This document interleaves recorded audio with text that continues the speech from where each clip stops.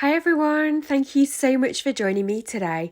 So in today's card making video, we're going to be playing with our gilding flakes, and I've got these gorgeous mega flakes from IndigoBlu. This is the Lancashire rose mix, and it's a gorgeous mix of rose gold or bronze and gold. So really pretty. I'm going to be using the gilding flakes with this stencil from A Colourful Life Designs.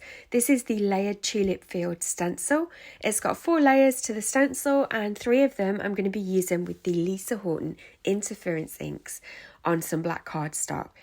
So I end up using Summer Garden, Milk Chocolate Roses and Mermaid Lagoon, and to add the gilding flakes I'm going to be using the Crafters Workshop Tacky When Dry Gel Medium. As always, all the products that I use today will be linked in the description box below, but I'm sure you can recreate this with things that you've already got in your own stash.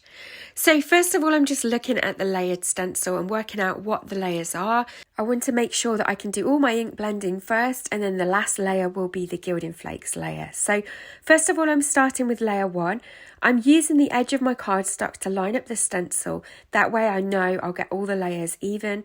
And it also means that there will be a bit of a funny border, but we're going to trim this panel down anyway, so that's not a problem. I'm using my magnets to hold it in place, but of course you could use your grip mat, or you could use some washi tape, whatever you've got in your stash and however you prefer to hold your stencils down. So first of all, I'm coming in with Milk Chocolate Roses. Now on these interference inks on the lid, you can see you've got 2 tones. The layer to the colour to the left is the colour that you'd get on white cardstock, and the colour to the right is what you'll get on darker coloured cardstock. So you can see we've got this lovely bronzy colour with a hint of pink, and it is so shimmery. These inks are just amazing. I'm really enjoying playing with them. So for the next layer, I'm coming in with the Summer Garden, and again you'll see on the lid we're going to get more of a turquoise green than a bright green because we're working on black cardstock. I'm just using a blend-in brush, and these ink pads are nice and juicy, so you don't want to oversaturate your brush because you don't want it to go underneath the stencil. But there's our second layer, and it looks really pretty just as it is. I decide to add Mermaid Lagoon to the smaller details on the leaves, so this is just going to layer over the top. Of course it does come out more of a purpley blue colour, and it complements the Summer Garden really nicely, so you've just got that little bit of shade in there. Now because these are a blend of dye and pigment inks, they do take a minute to dry, and so I'm just going to use my heat tool before I lay the 4th stencil over the top, just because I don't want to smudge any of that ink now we've got all of those layers down. Of course you could just leave it for a few moments to dry. And then I'm using the layer 3 stencil, which is the extra detail for the tulips. And this is the layer that I'm going to add the gilding flakes through. So again, I'm lining it up at the edge of my cardstock. I'm using my magnets to hold it in place. I've got a tiny little bit of warping where I've used my heat tool, but once it's cooled down, that'll flatten out really nicely. And then this is the Tacky When Dry Gel Medium from the Crafters Workshop. So as you can see, it's got a really creamy consistency. It's a bit like a thick glue. But what happens is when it dries clear, but it stays tacky. So then you can add your gilding flakes, glitter, foil. You can do lots of different techniques with this. So I'm just using a palette knife just to spread it on. I'm moving my magnets around when they get in the way. And I want to try and get the gel medium as smooth as possible because any bumps that are left behind will show through the gilding flakes, the same as it would through foil. So it really doesn't matter if you don't mind a little bit of texture, but I am going for as smooth as possible look if I can.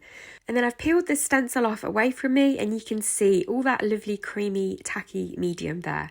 So I've gone ahead and washed everything. I've left it to dry, and this is the result. You can see it's dried nice and clear and glossy, and so that is now tacky and ready for the gilding flakes to be applied. So I've got a scrap piece of white paper, and I'm just going to bring in the gilding flakes. Now because there's 2 colours of flakes in this pot, I only want the more rose gold bronze coloured flakes, so I am going to just peel those out and separate them. And what I love about the IndigoBlu flakes is that because they're so big, you then can get that lovely smooth finish with your gilding flakes. And often the larger flakes are kind of layered together, they're in a bit of a group. So like this piece here, it's actually probably a combination of 7 or 8 flakes. So I'm able to just separate those. So I use my fingers just to push the flakes into the tacky glue, and then I'm coming in with a paintbrush just to burnish them in and rub off any excess.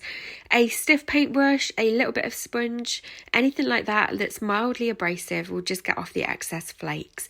And then that is our gorgeous panel created. So we're going to go ahead and turn this into a card now.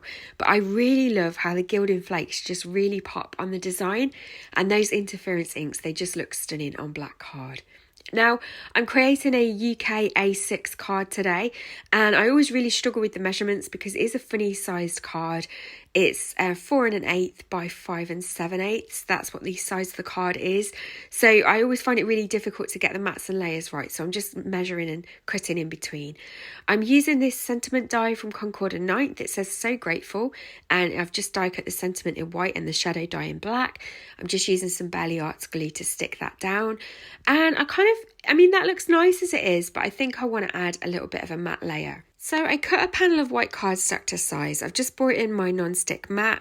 I've got a little bit of a sponge here from Creative Expressions, and I'm just going to dip it into the lid of the Tacky when dry gel medium, pop the lid back on, and then I'm just going to swipe that sponge along the edge of the cardstock just to give it a border of tacky glue. So in the same way that you'd perhaps do this with your ink pads, you'd swipe them along the edge of the cardstock. That's what we're doing with the tacky glue. I'm then going to go and wash my mat while that dries, and then once it's dry, we can come in and add the gilding flakes. And again, I'm just picking out those more coppery rose gold coloured flakes because I really wanted to match the card that we've created.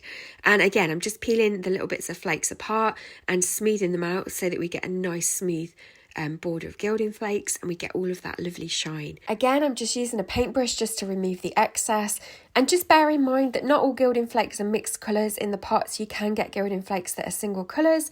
I just don't happen to have that colour in a single pot, so that's why I'm picking out the individual flakes today.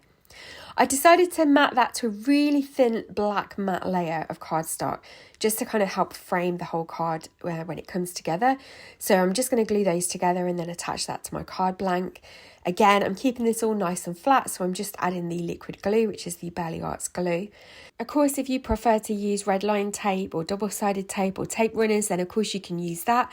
But I do like and prefer using liquid glue just because you know it's going to hold for a long time and you've got that little bit of wiggle room and you can get all your layers nice and straight.